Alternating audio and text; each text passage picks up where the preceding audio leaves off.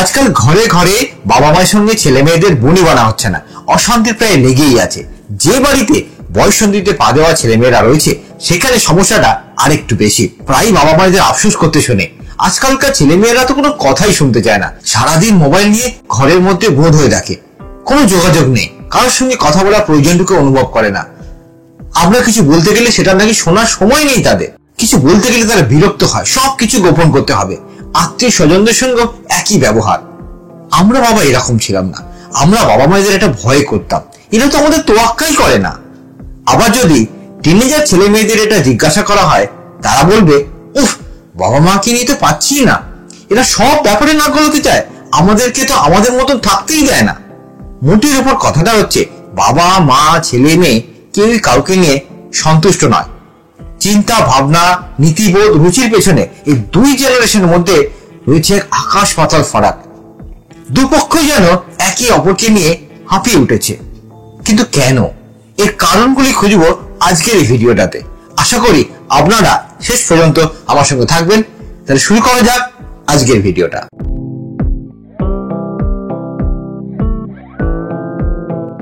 এই বয়ঃসন্ধিতে পা দেওয়া এই ছেলে মেয়েদের মধ্যে যে শারীরিক আর মানসিক পরিবর্তন হয় এটা আমরা সবাই জানি। কিন্তু অনেক সময় আমরা এটাও চিন্তা করি যে আমাদের সময় আমরা ওদের মতন এতটা উদ্ধত ছিলাম না, এতটা জিদি ছিলাম না, এতটা অ্যাগ্রেসিভ ছিলাম না। কিন্তু আজকালকার ছেলে মেয়েদের ব্যবহার আপনাদের অবাক করে তুলেছে। আপনারা যথেষ্ট এই ব্যাপারে চিন্তিত। আপনারা যেন আপনাদের ছেলে মেয়েদের চিনতেই পারছেন না। আচ্ছা, আমি আপনাদের একটা প্রশ্ন করতে চাই। আচ্ছা, কোনোদিন কি এটা ভেবে দেখেছেন যে ওদের এই ব্যবহারের পরিবর্তনের কারণ কি কি হতে পারে? আমার অনলাইন সেশনে প্যারেন্টসদের এরকম প্রশ্ন করে থাকে। তারা এটাও বলেন যে আমরা তো আমার মেয়েকে চিনতেই পারছি না, ও তো পুরোপুরি বদলে গেছে। কেউ বলেন তার ছেলেকে তার ব্যবহারটা আগের মতন একদমই নেই, পুরোপুরি বদলে গেছে। কেন এরকম বদলে গেল সেটা তারা বুঝতে পারছেন না। আমি তাদের আবারও সেই একই প্রশ্ন আবার করি, তারা তাদের উত্তরটা কিন্তু ঘুরিয়ে ফিরে সেই একই রকম দেন। আসলে কোনো ব্যক্তি আর তার ব্যবহারের মধ্যে যে তফাৎ আছে সেটা তারা বুঝতেই পারেন না। আসলে আমাদের আশপাশে ঘটা ঘটনা বা কোনো সদস্যদের মানে পরিবারের সদস্যদের মধ্যে তাদের আচার আচরণ এবং পারিপার্শ্বিক অবস্থার কারণে কোনো ব্যক্তির ব্যবহার বদলে যেতে পারে। কিন্তু আমরা সাধারণত মনে করি তাদের দেখে যে কোনো মানুষটাই বদলে গেছে, তার ব্যবহারটাকে অত আমরা ফোকাস করি না। আসলে আশপাশে ঘটা ঘটনা বা পরিবারের সদস্যদের যে আচার আচরণ হয় অনেক সময় সেগুলো তার চিন্তা ভাবনাগুলোকে বদল করতে সাহায্য করে। যেরকম তার চিন্তা ভাবনা বদল হয়, তার বিশ্বাসও সেইভাবে বদলে যেতে পারে। এবং যখন সে বিশ্বাস করবে যে কোনো ঘটনা এইভাবে ঘটতে পারে, তখন তার ব্যবহারটাও ঠিক সেইভাবেই পরিবর্তন হতে পারে। চলুন বিষয়টাকে একটু সহজ করে বোঝাবার চেষ্টা করি। বেশিরভাগ বাবা মাকে দেখি তার ছেলে মেয়েদের নিয়ে নানা রকম অভিযোগ করতেন। যেমন ধরে যাক, তারা এটা বলে থাকেন, সারা দিন বাড়িতে বসে আছিস, দিন দিন কুঁড়ে হয়ে যাচ্ছিস, বন্ধুদের সঙ্গে অত ফোনে কথা বলা কি আছে, ঘরের দরজা বন্ধ করারই বা কি আছে, আমরা কি ঘরে ঢুকতে পারবো না, সবসময় নিজের মধ্যে থাকিস, আমাদের সঙ্গে কথা বল। যত দিন যাচ্ছে তোর অবাধ্যতার ততটাই বেড়ে যাচ্ছে, তুই দিনের পর দিন জেদি হয়ে যাচ্ছিস, অবাধ্য হয়ে যাচ্ছিস। এমনটা বাবা আমরা ছিলাম না, তুই তো প্রচন্ড খারাপ হয়ে যাচ্ছিস, দিনের পর দিন এইরকম ভাবে যদি পড়াশোনা করিস তাহলে তুই কিচ্ছু হতে পারবি না, ভালো জায়গায় কোনো চান্সই পাবি না, জীবনে কিছু করতে পারবি না। কি এমনটাই অনেক বাবা মা তাদের ছেলে মেয়েদের এরকমটাই বলে থাকেন। আচ্ছা, আমি আরেকটা প্রশ্ন আপনাদের করতে চাই। আচ্ছা, এরকম যখন আপনারা বলেন তখন এটা ভাবেন কি যে এই কথাগুলো বললে তারা অনুতপ্ত হয়ে শ্বশুর করে এসে আপনারা সব কাজ করে দিচ্ছে, সব মানে আপনারা যা যা চান সেগুলো সব করে দিচ্ছে, যেরকমটা আপনারা চান সেরকম বাধ্য সন্তান হয়ে উঠছে? কি এমনটাই কি হয়? হয় না তো। কারণ আপনারাও দেখেছেন যে এমন কোনো কথা বলার পরেও তাদের ব্যবহারে কোনো পরিবর্তন হয় না। আর এমনটা ভাবাটাও ভুল, বরং হিতে বিপরীত হতে পারে। মানে আপনি যদি কাউকে খারাপ বলেন তাহলে তার খারাপ হওয়ার সম্ভাবনাটাই বেশি থাকে। মানে আপনি যদি কাউকে খারাপ বলছেন, সেটা এটাই ভাবছে যে বিশ্বাস করতে পারে, মানে দিনের পর দিন আপনি তাকে খারাপ বলে যাচ্ছেন, তারপরে তো সে নিজেই বিশ্বাস করতে থাকবে যে আমি তো খারাপ ছেলে, আমি তো খারাপ মেয়ে। কিন্তু আপনি যদি কাউকে ভালো বলেন তাহলে তার ভালো ইমেজকে রক্ষা করার জন্য একটা চেষ্টা করতে পারে। কিন্তু আপনি যদি কাউকে খারাপ বলেন তাহলে তো খারাপ হবার পথে কোনো বাধাই থাকবে না, সে খারাপ হয়ে যাবে। আপনি যদি ভাবেন কাউকে সমালোচনা করে কারোর ব্যবহার শোধরাতে পারবেন, তাহলে বলবো ভুল করবেন। কারোর সমালোচনা করে কারোরকে ব্যবহার চেঞ্জ করা যায় না, কাউকে বদল করা যায় না। তার কারণ অনেক মানুষই নিজের সমালোচনা সহ্য করতে পারেন না। আসলে মানুষ আর মানুষের মধ্যে সম্পর্কটা একটা আয়নার মতন, মানে যেমনটা আমি আয়নায় গিয়ে সে তেমনটাই দেখতে পাই। বাবা মায়ের সঙ্গে ছেলে মেয়েদের সম্পর্কটাও এর ব্যতিক্রম নয়, মানে যেরকমটা ওদের সঙ্গে দেখানো হবে ঠিক সেইভাবে রিফ্লেকশনটা সেইভাবেই আসবে। মানে আমরা যদি অ্যাগ্রেসিভনেস দেখাই তাহলে অ্যাগ্রেসিভনেসটাই আমাদের কাছে ফিরে আসবে। আজকে আপনারা ওদের সমালোচনা করছেন, ভবিষ্যতে এমনটা হতে পারে তারাও আপনাদের সমালোচনা করতে পারে।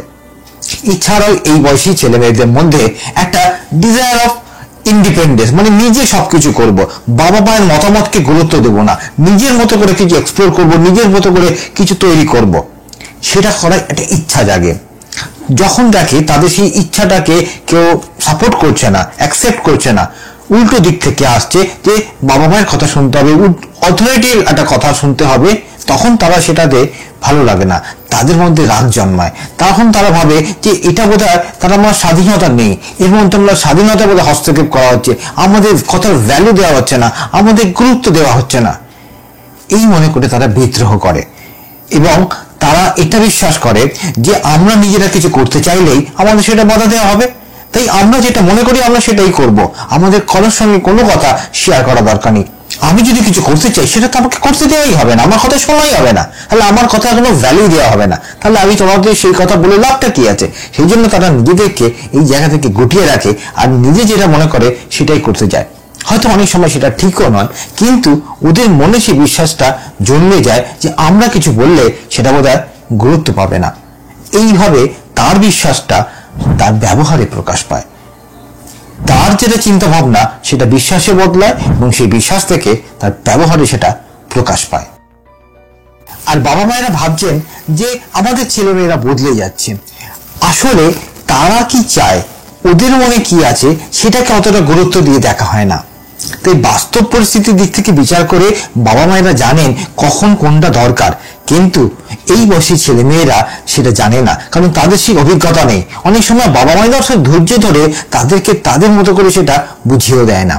তারা মনে করে যে তাদের তো কোনো ঘটনা নেই, তাদের কোনো আইডেন্টিটি নেই, কারণ সবসময় তাদেরকে তাদের বাবা মায়েরা অথরিটির সাহায্যে তাকে সবকিছু করাতে চায়, সবকিছু মনে করতে চায় যে না আমরা যেটা বলবো সেটাই তোমার করতে হবে, তুমি তো কিছুই বোঝো না, আমরা যেটা বলছি সেটাই তুমি করো। মানে এখানে ওদের কোনো অটোনমি পাচ্ছে না, ওদের আইডেন্টিটি খুঁজে পাচ্ছে না, ওদের এই ফিয়ার ও জাজমেন্ট কাজ করছে। তখন কি হয়, ওদের এই চিন্তা ভাবনার জন্য ওদের বিশ্বাসটাও চেঞ্জ হতে থাকে এবং সেই বিশ্বাস থেকে ওদের ব্যবহারে সেটা প্রকাশ পায়।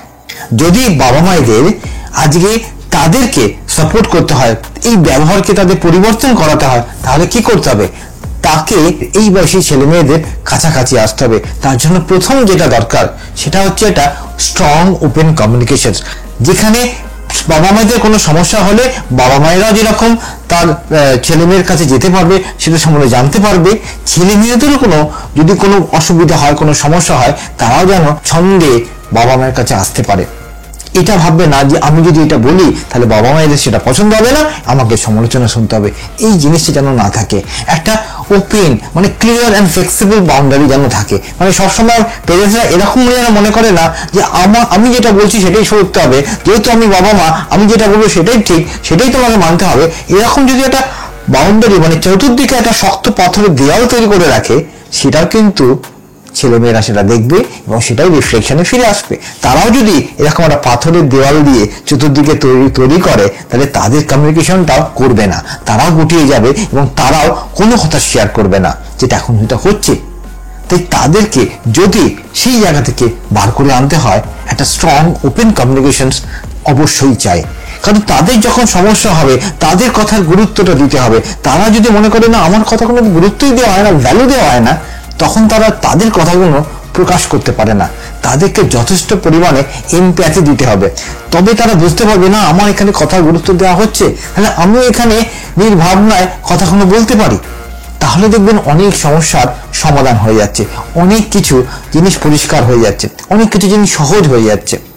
একটা কথা মনে রাখবেন যে ওদের ব্যবহারের পরিবর্তনের থেকেও, মানে ব্যবহারকে যদি আমরা কারেক্ট করতে হয়, তার থেকেও সব থেকে বেশি জরুরি হচ্ছে ওদের সঙ্গে কানেক্ট হওয়াটা, অনেক কথাবার্তা যদি ওর সঙ্গে আপনি ভালোভাবে কথা বলতে পারেন, ওর সমস্যা যেখানে আপনাকে বলতে পারে, আপনাকে শেয়ার করতে পারে, আপনি অনেক সমস্যা বা অনেক কিছু জিনিস ওর সাথে শেয়ার করতে পারেন, তাহলে দেখবে এই বন্ধনটা অনেক বেশি দৃঢ় হবে, যেটা ভবিষ্যতে ওকে ওর কনফিডেন্স বাড়াতে সাহায্য করবে। ও জানবে যে কোনো সমস্যায় আসুক না কেন আমি ঠিক লড়ে যাব, কারণ আমার সঙ্গে সাপোর্ট সিস্টেম আছে, আমার মা বাবা আছে আমাকে সাপোর্ট করার জন্য, আমি ঠিক এগিয়ে যেতে পারবো। তাই ওদের ব্যবহারে কারেক্ট করার থেকেও ওদের সঙ্গে কানেক্ট হওয়াটা খুবই জরুরি।